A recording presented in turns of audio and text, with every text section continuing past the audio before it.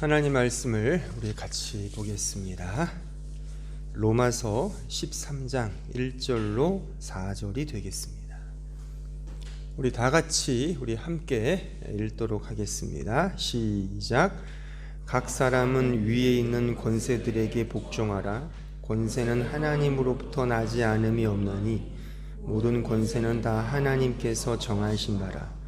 그러므로 권세를 거스르는 자는 하나님의 명을 거스름이니 거스르는 자들은 심판을 자취하리라.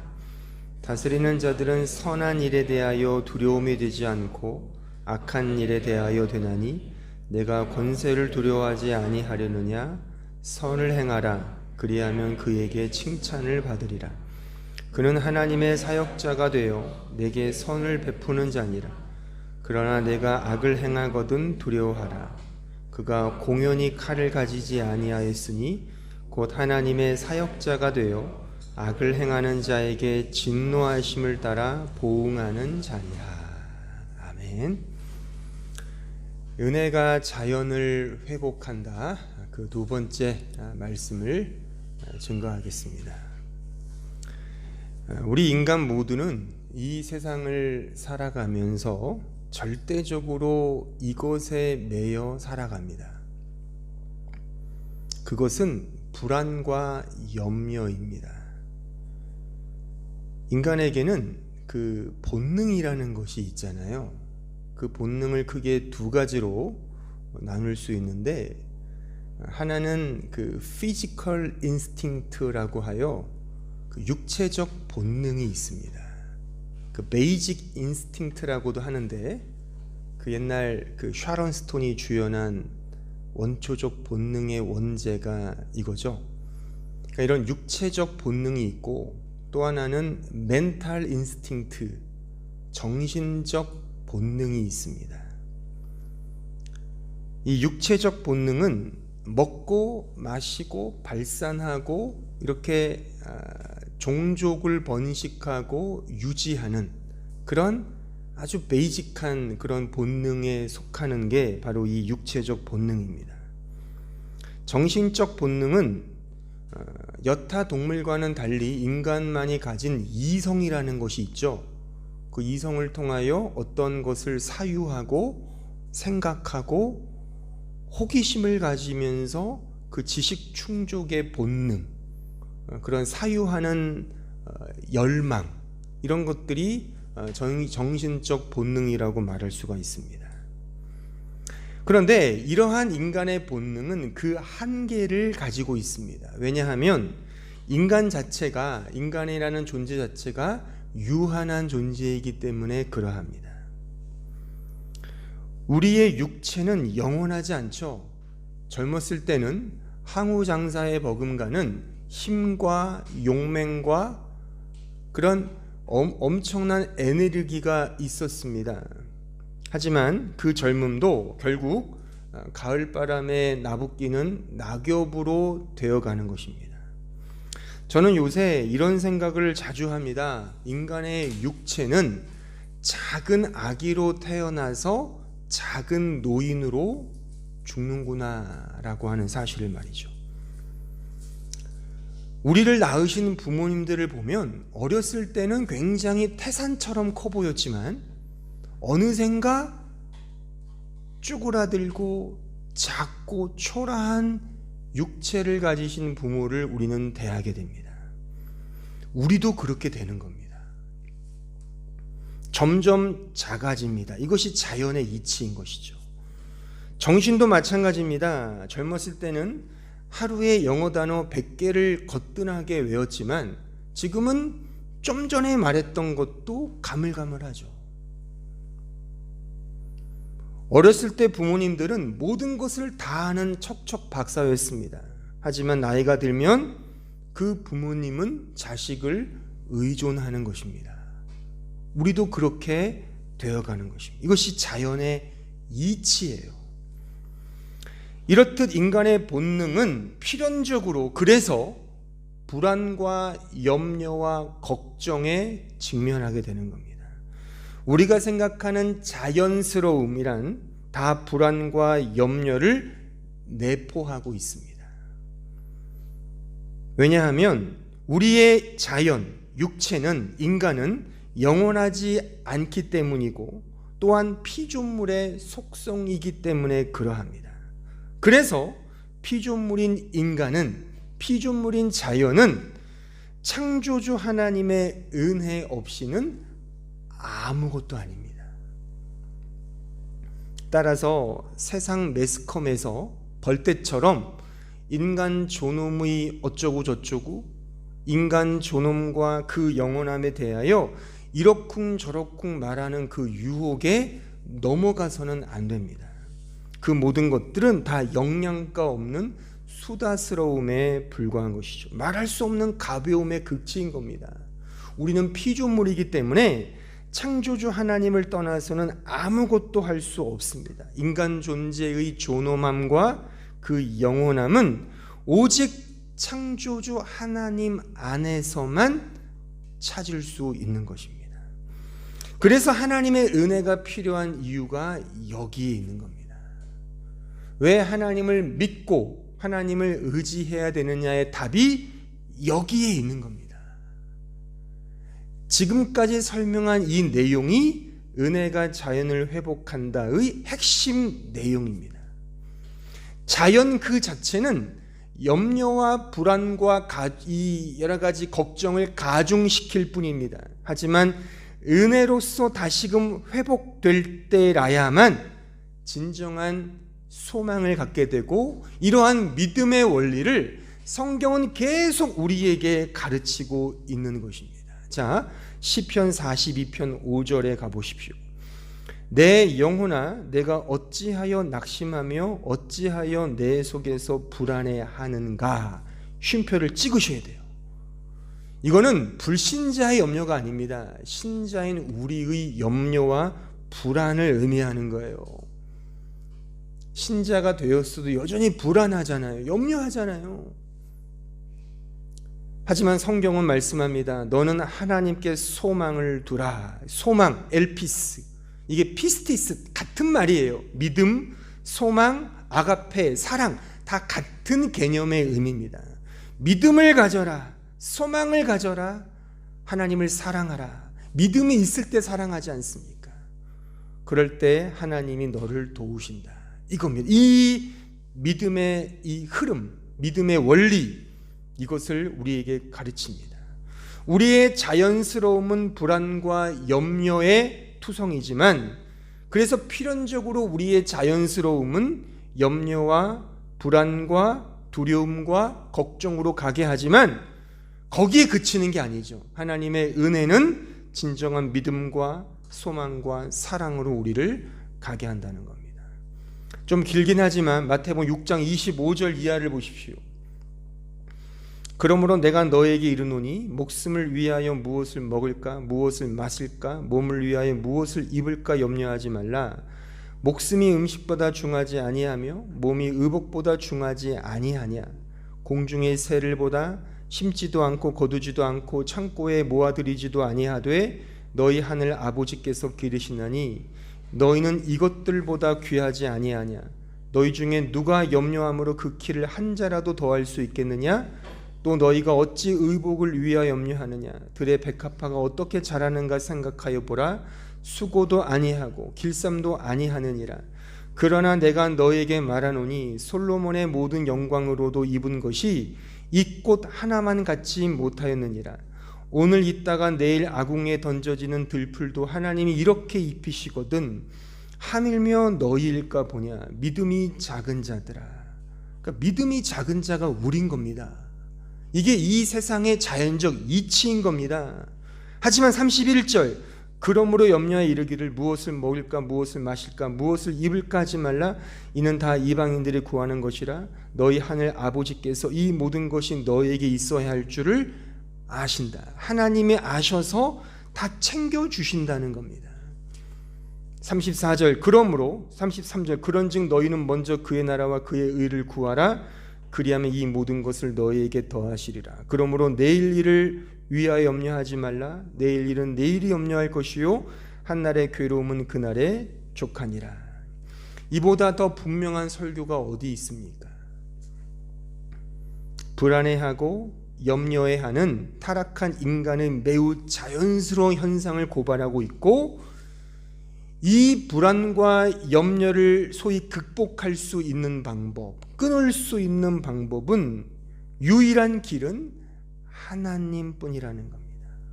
왜냐하면 하나님이 우리의 자연스러운 그 현상을 넘어서게 하는 유일한 창조주이시기 때문입니다. 오직 하나님을 통해서만 신자는 나라는 존재와 나에게 주어진 이 현상들이 다름 아닌 나에게 가장 안성맞춤으로 주어진 그 자연적 현상임을 깨닫게 하여 그 이상을, 그 현상 이상을 바라보게 하기 때문입니다. 우리에게 주어진 모든 것은 나를 포함하여 창조주 하나님에 의해서 주어진 모든 것입니다. 어느 것 하나 어떠한 우연과 우발적 사건은 없습니다.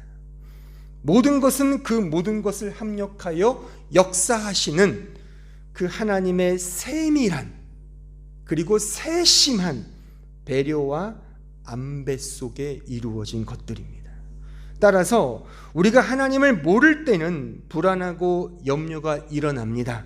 하지만 하나님을 알면, 더 알면, 더 알면 이제 감사와 찬송과 기쁨이 일어나게 되는 것이죠. 이러한 설명이 우리에게 주어진 현실이 뒤바뀌거나 바뀐다는 걸 가정하거나 전제하지 않습니다.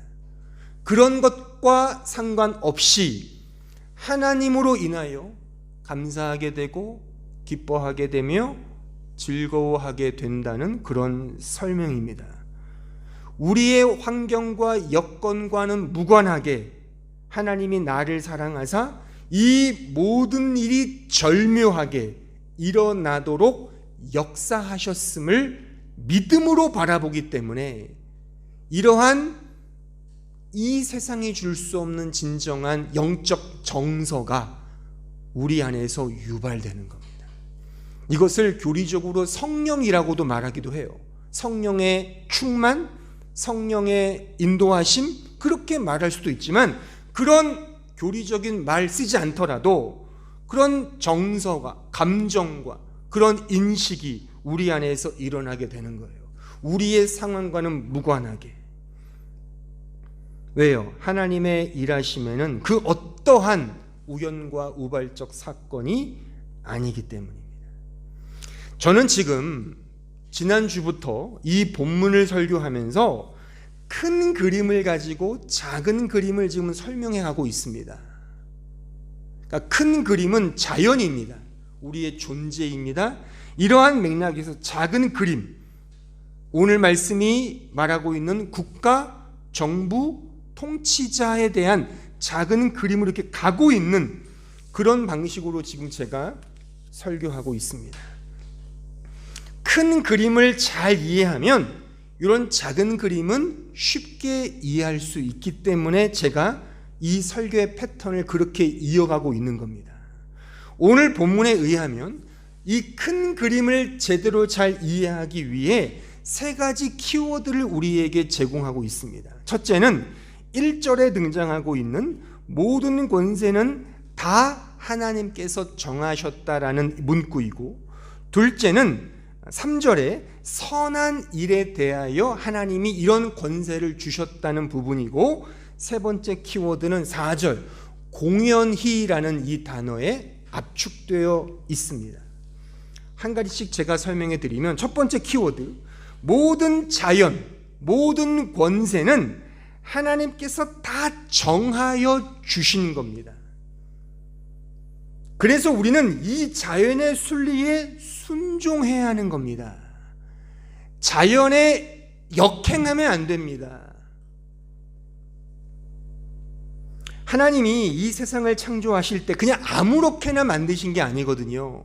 어떤 철저한 하나님이 우리에게 알게 하시는 계시의 한도 내에서 매우 철두철미한 원리와 원칙과 질서와 차서를 가지고 이 세상을 만드시고 창조하셨습니다.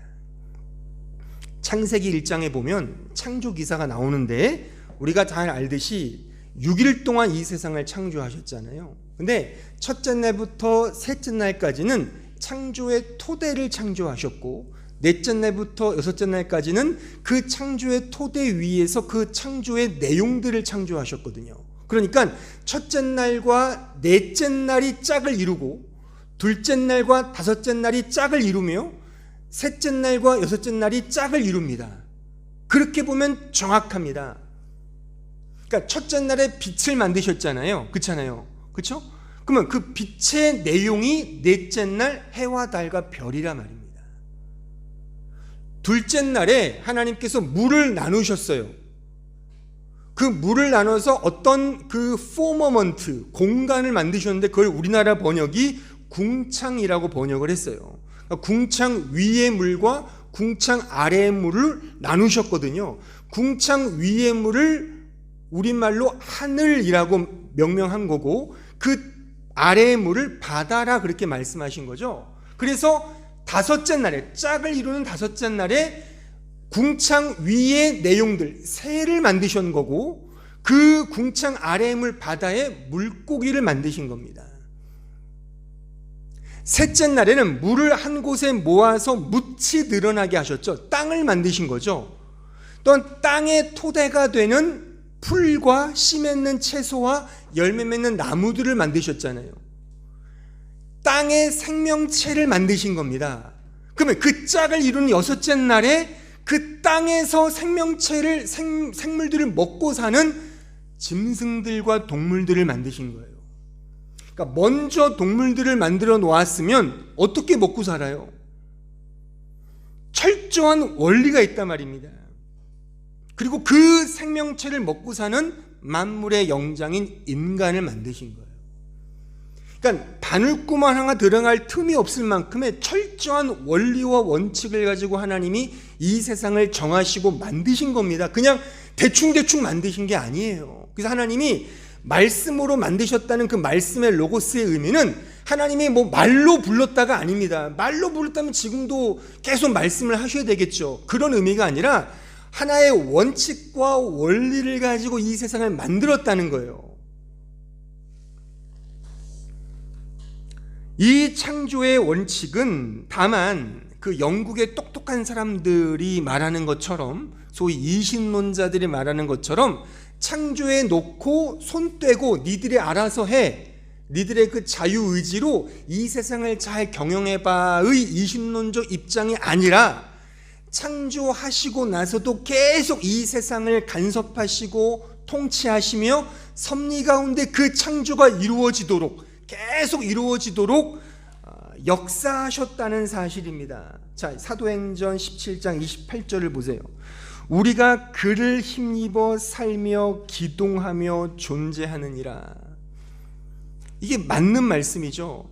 창조해 놓고 땡이 아니라 창조해 놓으시고 계속 그 하나님을 힘입어 살도록 하나님이 간섭하시고 역사하시며 통치하시며 섭리하신다는 사실입니다.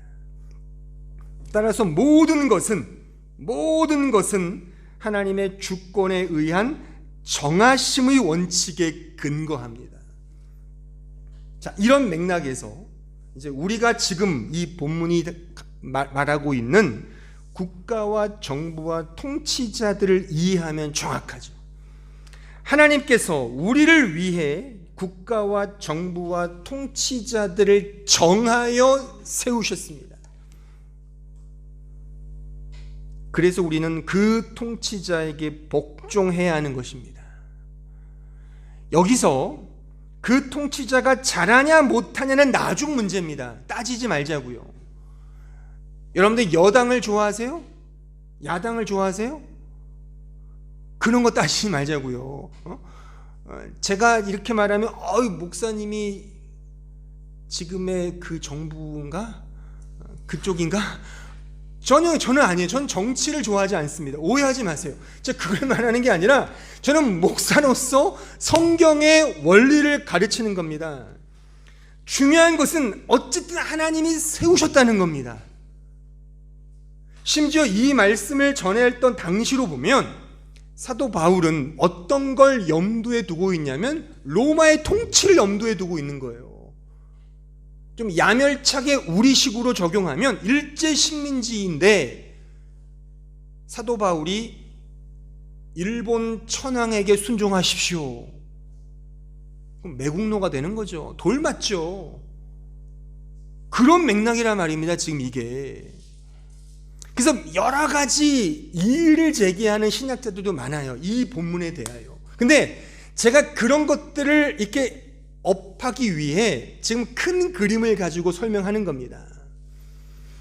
권세는 하나님에게 속한 겁니다. 따라서 그 통치자와 국가와 정부가 내 맘에 들든 안 들든 상관없이 하나님이 세우셨음을 인정하고 복종해야 합니다. 이게 크리스천의 국가와 정부관입니다. 물론 지금 여러 가지 의미 드실 거예요. 그거는 이걸 다 들으셔야 돼요. 다음 주까지 이제 완료인데 이제 안 들으시면 이제 엄한 소리를 할 겁니다. 아, 우리 목사님 약간 좀 그 보수 꼴통인 것 같아. 그렇게 말할 수 있는데 그거는 설교를 10분의 1만 들었을 때 그런 거지 다 들으셔야 됩니다. 그걸 말하는 게 아니에요. 지금 모든 권세는 다 하나님께 속해 있기 때문에 하나님에게 역사는 우연과 우발적 사건은 없다 이겁니다. 자, 두 번째 키워드 3절 선한 일을 위해 하나님이 우리에게 주셨다는 거예요. 그러니까 이 자연은 정부는 국가는 이 모든 권세는 선한 일을 위해 하나님이 주셨다는 거예요. 그럼 여기서 지난주에 제가 조금 우려를 표하면 설교했던 그 맥락을 잘 이해를 하셔야 돼요. 하나님의 뜻을 가지고 행하시는 모든 것은 다 선입니다. 설령 그것이 죄라 할지라도, 설령 그것이 악이라 할지라도 그것은 그 자체가 선인 겁니다. 자, 창세기 2장 1절 보세요. 천지와 만물이 다 이루어지니라 하나님이 그가 하시던 일을 일곱째 날에 마치시니 그가 하시던 모든 일을 그치고 일곱째 날에 안식하시니라. 하나님이 그 일곱째 날을 복되게 하사 거룩하게 하셨으니 이는 하나님이 그 창조하시며 만드시던 모든 일을 마치시고 그날에 안식하셨음이니라. 자, 여러분들이 창세기에 나타난 창조 기사를 쭉 읽어보면 이런 용어들이 많이 등장을 해요. 즉 종류대로, 각기 종류대로 만드셨다는 요 종류대로라는 표현이 등장하는데 이것은 지금 제가 설명하고 있는 하나님의 창조의 질서와 원리를 단적으로 보여주는 단어예요. 그냥 아무렇게나 만드신 것이 아니라 철저한 원리와 차서와 질서 속에 맞춰서 창조하셨음을 의미하는 거예요. 지금 읽은 이 말씀에서 거룩하게 하셨다는 의미도 마찬가지입니다. 그러니까 하나님이 뜻을 정하여 행하신 모든 것은 그 자체가 선이라고 하는 의미예요. 그 선이라고 하는 그 의미가 하나님 편에서 우리에게 허락하신 거룩하다 그겁니다. 그러니까 하나님이 행한 모든 것에 선과 악이 있을 수 없어요. 우리식의 이분법적 구도는 금물입니다. 그렇죠? 금물입니다. 그렇게 하나님이 선과 악에 매이게 되면 하나님마저도 종속적 존재가 되잖아요. 어떻게 하나님이 선과 악이라는 개념에 매일 수가 있겠습니까? 그러니까 우리가 표현할 수 있는 가장 안전한 교리적 설명은 하나님이 행하시는 모든 것은 선이다. 그리고 그럼 악은 뭐냐? 그 성 아우구스티누스의 말을 빌려 말하면 악은 선의 결핍이다라고 하는 것이 전통적으로 우리가 사용하는 개념인 거예요. 그러니까 악은 실체가 없는 겁니다. 오히려 악은 우리죠. 죄인인 우리죠. 우리가 악의 실체이지 어떤 식의 하나님이 만드신 것에 어떻게 악이 있을 수 있겠습니까? 하나님이 우리를 위해 행하시는 모든 것은 그 자체가 선이고 거룩인 겁니다. 자, 창세기 50장 18절을 보세요. 그의 형들이 또 친히 와서 요셉의 앞에 엎드려 이르되 우리는 당신의 종들이니이다. 요셉이 그들에게 이르되 두려워하지 마소서 내가 하나님을 대신하리이까? 당신들은 나를 해하려 하였으나, 악으로 죄로 해하려 하였으나 하나님은 그것을 선으로 바꾸사 오늘과 같이 많은 백성의 생명을 구원하게 하시려 하셨나니 당신들은 두려워하지 마소서. 내가 당신들과 당신들의 자녀를 기르리이다 하고 그들을 간곡한 말로 위로하였더라. 대표적인 예입니다. 그러니까 분명 요셉의 형들은 요셉을 악하게 팔아 넘겼습니다. 말 그대로 죄였고 악이었고 범죄였습니다. 그때 하나님은 그 일을 용인하셨습니다. 막지 않으셨어요. 허락하셨습니다. 허용하셨습니다.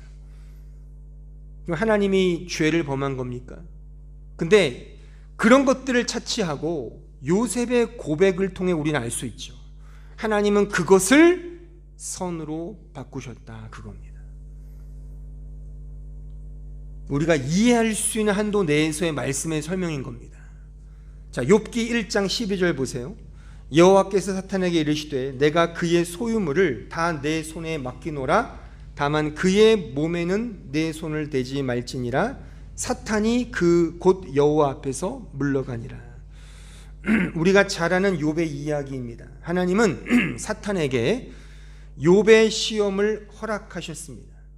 사탄은 하나님의 명을 받아 욥을 시험하여 그의 모든 것들을 다 가져갑니다.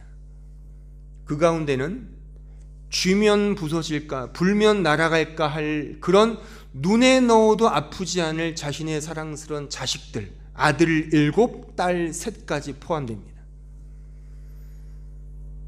이들은 이 시험의 희생양으로 죽임을 당합니다. 성경은 이들에 대한 그 어떠한 이런 방구도 없습니다. 욥의 입장에서 보면 정말 미치고 환장할 노릇이 아닐까요? 이것을 잘 보세요. 유체 이탈식으로 보지 마세요, 성경을. 여러분들이 일어난 사건으로 한번 생각해 보세요. 배교할걸요, 아마? 하나님을 욕하겠죠. 욥이 그랬잖아요, 실제. 그러니까 자고하지 마세요, 우리의 믿음을. 우리는 이런 상황에 도달하면 욥이 믿음을 지켰어, 대단하네, 이게 아니라 나도 영락없이 원망하고 불평한다니까요. 베드로를 욕하는데 베드로가 주님을 3번 부인했잖아요. 우리라고 안 배반할까요? 우리가 베드로라니까요. 매 주일마다 본디오 빌라도를 욕하는데 본디오 빌라도가 내 자신이잖아요. 우리 유체 이탈식으로 저놈이 예수를 죽였어가 아니라 내가 예수를 죽인 자잖아요. 미치고 환장을 노릇입니다. 근데 성경은 이것이 선이랍니다. 동의가 되십니까? 자, 디모데전서 4장 4절 보세요. 하나님께서 지으신 모든 것이 선함에 감사함으로 받으면, 이 감사라는 말은 믿음이라고 바꿀 수도 있어요. 문맥상 믿음으로 받으면 버릴 것이 없나니 하나님의 말씀과 기도, 말씀과 기도가 믿음이거든요. 믿음으로, 말씀과 기도로 거룩하여진다. 하나님이 행하시는 모든 것은 선입니다. 문제는 그 선을 선으로 보지 못하는 악으로 보는 우리의 죄가 문제이겠죠. 따라서 우리는 자꾸만 내 입장에서 보려고 하는 그 시도를 다 내려놓고 자기를 부인하고 하나님 편에서 보려고 하는 그 믿음의 시선을 가져야 하는 것입니다. 현상과 사건에 매몰되면 자꾸 내 식으로 보게 되거든요. 그래서 우리는 땅의 것을 보는 것이 아니라 눈을 들어 위의 것을 봐야 되는 것입니다. 믿음으로 봐야 되는 것이고 감사함으로 받아야 하는 것입니다. 말씀과 기도로 받아야 하는 것입니다. 왜요? 하나님이 주신 모든 것은 다 선이기 때문에. 근데 우리는 자꾸만 그 선을 내 식으로 보니까 왜 나에게 안 해주시지? 이렇게 보잖아요. 그게 악이란 말입니다. 이런 맥락에서 오늘 본문의 말씀을 보자고요. 이 큰 그림에서. 그럼 우리에게 주어진 정부와 국가와 통치자들에 대한 이해도 마찬가지입니다. 하나님이 국가와 정부와 통치자를 세운 이유는 선을 이루시기 위함인 거예요. 선을 독려하기 위함인 겁니다. 그 자체가 선인 겁니다. 하나님은 그 국가와 정부를 선을 세우시기 위해, 그러니까 우리가 자연적으로 생각하는 선이 아닙니다. 그런 개념이 아니라 하나님이 행하시는 모든 것들을 정하시는 것이고 그 자체가 선이기 때문에 그 현상을 통하여 하나님의 선을 보면 된다 이겁니다. 여기서 한 가지 짚고 넘어갈 수 있는 문제는, 그러면 선하지 못한 정부, 선하지 못한 국가, 선하지 못한 통치자에 대해서는 기독교적인 반응과 대응은 어떠해야 합니까? 라고 질문할 수 있을 겁니다. 물론 다음 주에 좀 더 자세히 설명해 드리겠지만 이 부분에 대해서는 약간 제가 오해를 살 수 있기 때문에 짚고 넘어가면, 제가 똑부러지게 분명한 답을 하나 제시한다면, 신자와 교회는 선하지 못한 정부나 국가에 대하여, 통치자에 대하여 분명히 저항할 수 있고 거부할 수 있으며 개혁을 요구할 수 있습니다. 그런데 중요한 맹점은 그 신자와 교회의 양심의 진위 여부입니다. 양심에 대한 문제는 다음 주에 제가 그 본문에 나오는데 그때 설명해 드릴 건데, 그러니까 순수한 양심의 선의로 국가를 거부하고 국가를 저항하며 국가의 개혁을 요구하느냐라고 저는 묻고 싶은 거예요. 그 어떠한 이기적인 집단적인 헤게모니와 이익 없이 순수한 양심으로 이 선을 위하여 분연히 일어나 시위를 하고 어떤 개혁을 요구하느냐 이겁니다. 어떤 정치적 이해 타산 없이 말이죠. 그렇지 않죠? 우리는 다 요새 많이 쓰이는 단어 내로남불하잖아요. 솔직히 너무나 많은 죄의 허접함으로 우리는 이 문제를 호도합니다. 솔직히 순수한 정의, 순수한 양심의 선 이런 거 없어요. 다 정치적 노선에 따라서 이합집산할 뿐이죠. 이 부분은 다음 주에 제가 더 적나라하게 설명해 드릴 건데, 오늘 기억할 것은 하나님이 행하시는 것은 선이라는 사실, 하지만 우리는 단지 악과 죄만을 양산해낸다는 사실, 따라서 우리는 다만 이 모든 것을 선으로 역사하시는 하나님을 신뢰하며 믿음으로 순종해야 한다는 사실입니다. 세 번째 키워드, 4절 공연히라는 단어의 키워드인데, 이 공연이란 단어의 헬라어는 에이케라는 단어인데, 이 에이케라는 단어의 뜻은 정당한 근거나 이유 없이, 아무런 목적 없이 헛되게라는 단어의 뜻입니다. 그러니까 문맥을 통해 해석을 해보면, 따라서 정당한 근거나 이유 없이 아무런 목적 없이 헛되게 이 권세 잡은 자의 칼이 주어지지 않았다 이겁니다. 다 뜻하신 바가 있어서 하나님께서 칼을 정부의 손에, 국가의 손에 의탁했다 이겁니다. 우리에게 주어진 이 자연, 특히 국가와 정부는 그냥 주어진 것이 아니라 하나님께서 나를 사랑하사 주신 칼과 채찍이라는 사실입니다. 자, 이런 맥락에서 오늘 본문의 국가와 이 정부를 좀 더 적용하여 보면, 국가의 공권력에 의한 국민에 대한 제재와 통제, 법을 통한 통치 등은 하나님께서 허락하신 칼인 겁니다. 따라서 신자는 그 법을 잘 지켜야 합니다. 이런 사람들이 있죠. 나는 하나님의 법만 지키면 돼. 세상 법을 개무시하죠. 그건 잘못된 겁니다. 우리는 이 칼 앞에 복종해야 되는 거예요. 왜요? 하나님이 주어주신 칼이기 때문에.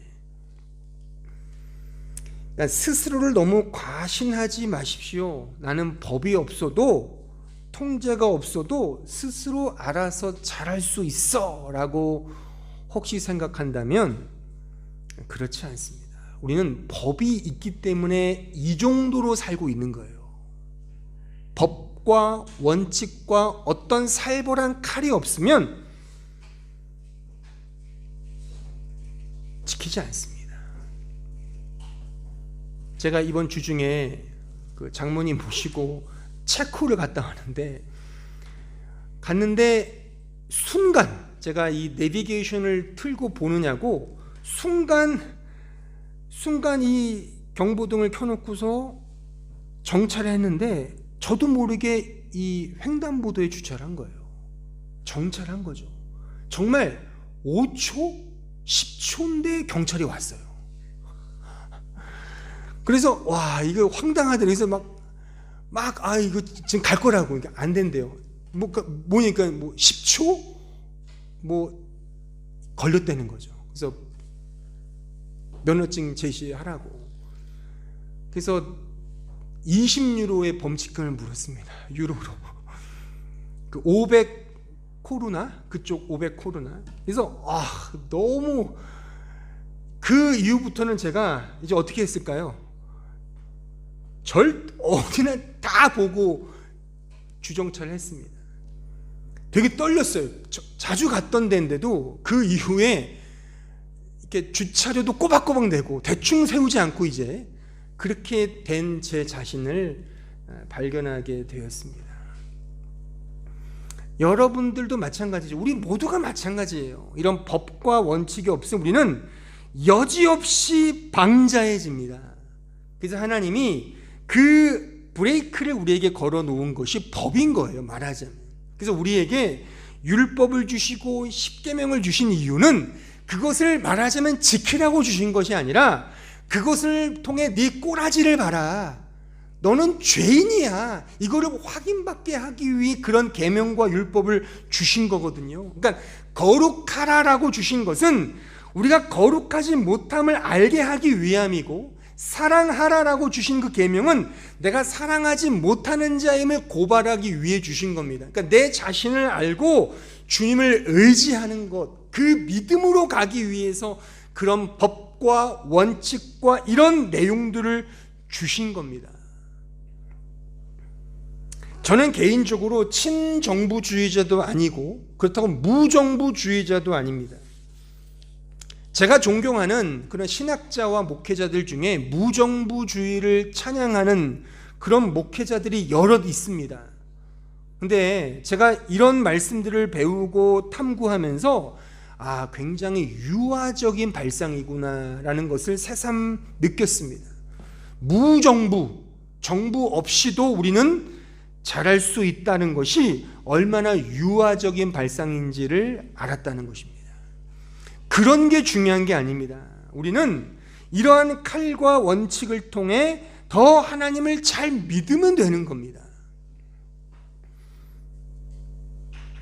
무정부주의가 된다고 해서 믿음을 잘 지키지 않습니다. 자유의지를 가지고 선하게 살지 못합니다. 독재가 나쁘지만 그렇다고 민주화가 됐다 해서 주님을 더 잘 믿던가요? 독재가 믿음의 반비례형도 아니지만 그렇다고 민주화 역시도 믿음의 비례형도 아닙니다. 물론 그 반대도 아닙니다. 역사가 증명하잖아요.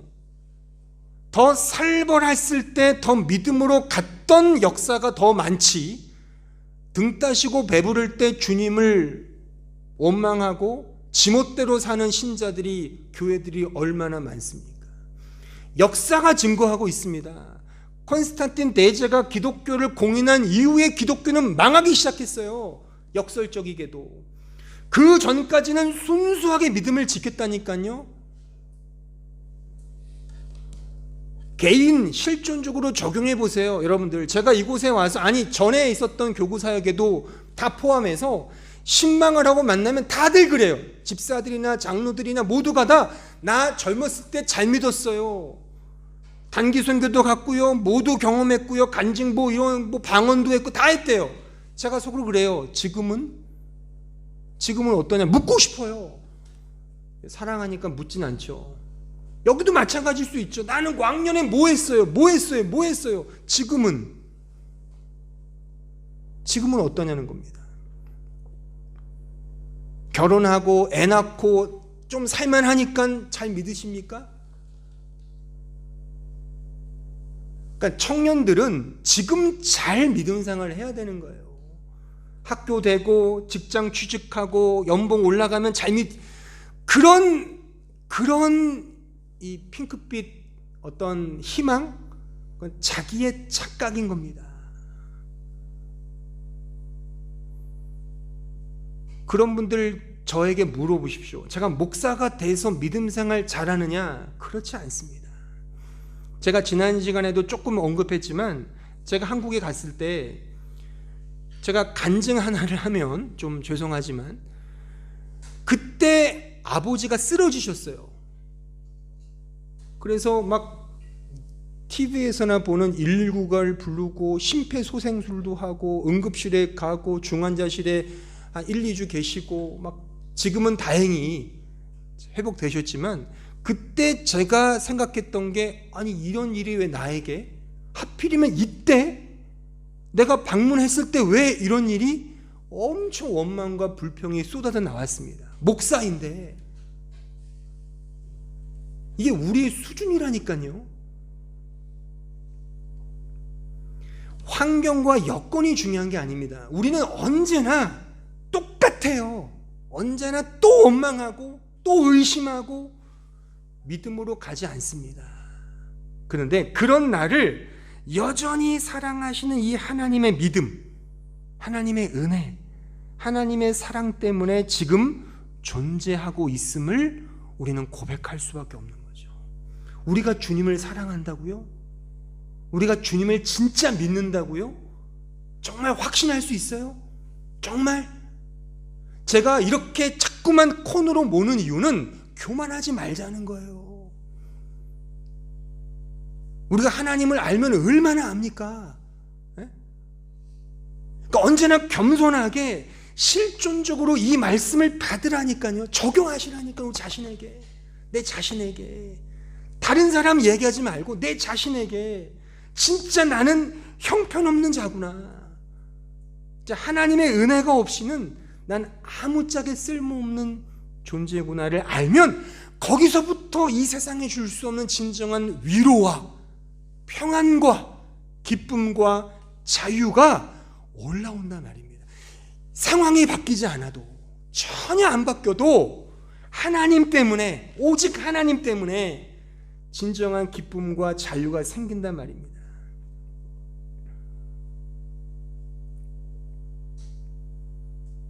공연이 주어지지 않은 겁니다. 하나님께서 그래서 우리에게 칼과 채찍으로 우리를 대하시는 거예요. 그것을 정부의 손을 통하여, 공권력을 통하여 압박하고 박해하는 것도 그게 은혜인 겁니다. 그러니까 성경을 보세요. 성경을 보면 그것을 신자가 믿음의 이름으로, 교회가 믿음의 이름으로 게겐타일, 대적해야 될 사건이 아니라 그런 박해와 어려움이 올수록 이게 은혜구나라고 생각하며 한 걸음 한 걸음 나 자신을 돌아보며 믿음의 여정을 살아가는 거예요.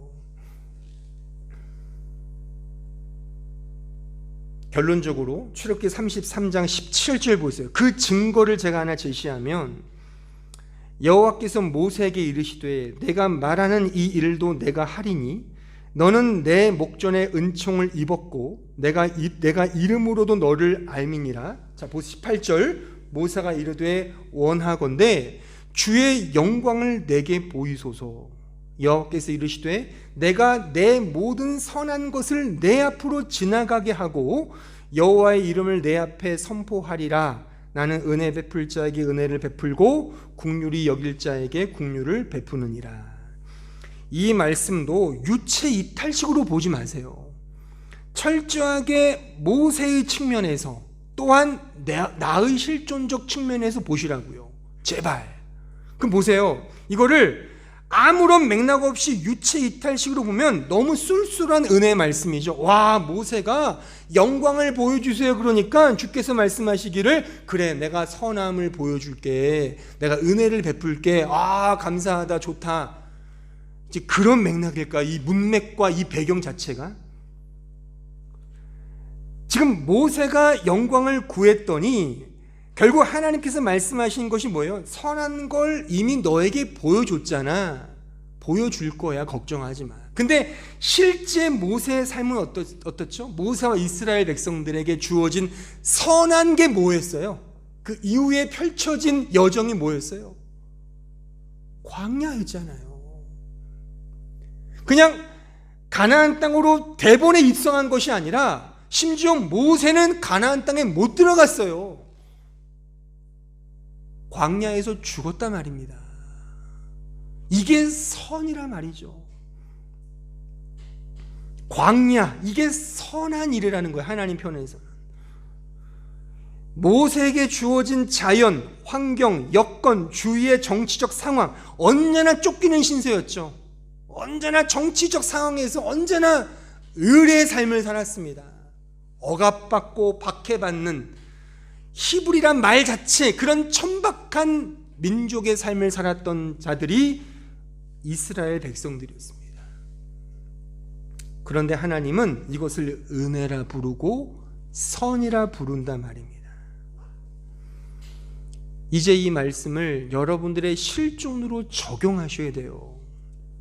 여러분들에게 주어진 이 자연과 환경, 국가, 정부, 통치자, 이런 것들이 선한 것, 공연히 주어지지 않은 것, 은혜와 거룩으로 이해되고 적용되느냐 말입니다. 힘드시죠? 이 힘든 이유에 대해서는 다음 주에 좀 더 구체적으로 to be continue 하겠습니다. 오늘의 결론 한마디, 우리에게 주어진 모든 것은 공연히 주어진 것이 아니라 하나님의 선하심이 깃든, 하나님의 선하심이 깃든 가장 완벽하게 정해진 은혜의 역사라는 사실을 꼭 기억하시고 이 하나님을 의지하며 넉넉히 이겨나가길 주의 이름으로 기원합니다. 기도하겠습니다. 하나님 아버지, 머리로는 이해가 되지만 솔직히 마음으로까지 내려오지 않습니다. 우리는 여전히 불안하고 그래서 염려가 나고 걱정과 근심 투성이로 매일 살아갑니다. 그래서 보이는 현상 속에서 좀 더 잘 먹고 잘 살기 위해 돈에 매이고 직장에 매이고 영적인 것보다 육적인 것에 더 매몰되는 삶을 살아가는 것이 우리의 현실 맞습니다.